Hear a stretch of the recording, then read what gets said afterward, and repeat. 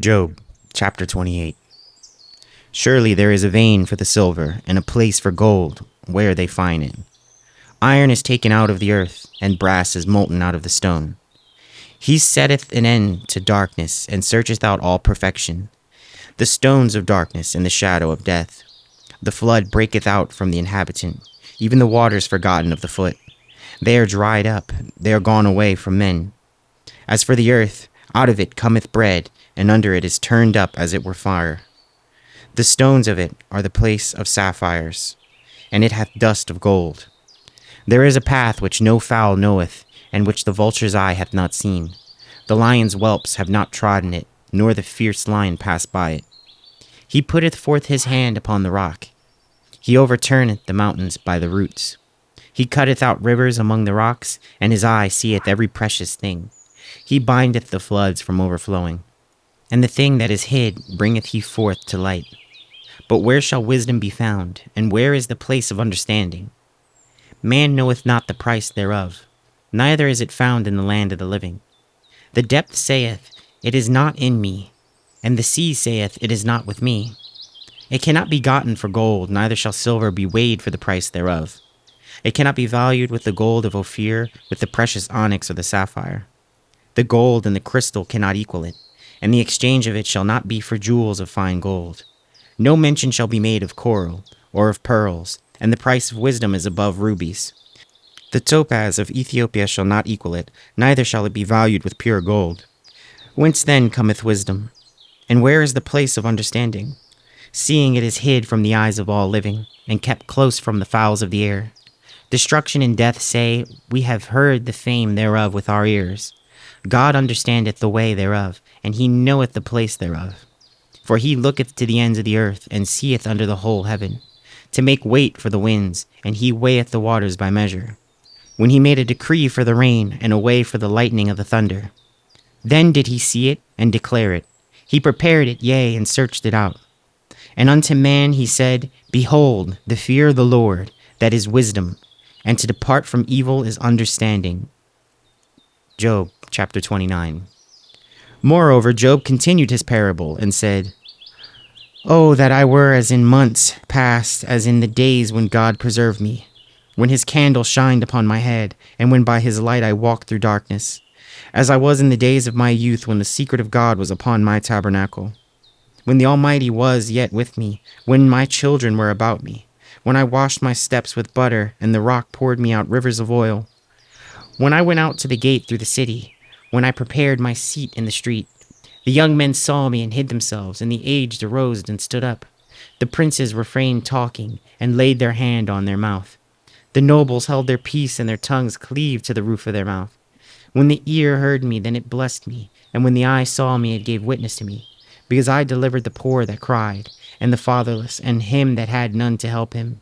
The blessing of him that was ready to perish came upon me, and I caused the widow's heart to sing for joy. I put on righteousness, and it clothed me. My judgment was as a robe and a diadem. I was eyes to the blind, and feet was I to the lame. I was a father to the poor, and the cause which I knew not I searched out. And I brake the jaws of the wicked, and plucked the spoil out of his teeth. Then I said, I shall die in my nest, and I shall multiply my days as the sand. My root was spread out by the waters, and the dew lay all night upon my branch. My glory was fresh in me, and my bow was renewed in my hand. Unto me men gave ear, and waited, and kept silence at my counsel. After my words they spake not again, and my speech dropped upon them. And they waited for me as for the rain, and they opened their mouth wide as for the latter rain. If I laughed on them, they believed it not, and the light of my countenance they cast not down. I chose out their way, and sat chief, and dwelt as a king in the army, as one that comforteth the mourners. Job chapter 30. But now they that are younger than I have me in derision, whose father I would disdain to have set with the dogs of my flock. Yea, whereto might the strength of their hands profit me, in whom old age was perished?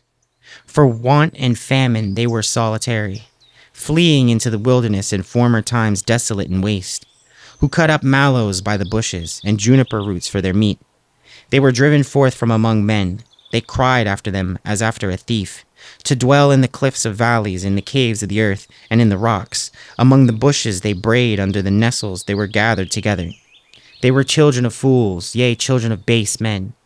They were viler than the earth, and now am I their song, yea, I am their byword. They abhor me. They flee far from me, and spare not to spit in my face. Because he hath loosed my cord, and afflicted me. They have also let loose the bridle before me. Upon my right hand rise the youth. They push away my feet, and they raise up against me the ways of their destruction. They mar my path, they set forward my calamity. They have no helper. They came upon me as a wide breaking in of waters. In the desolation they rolled themselves upon me.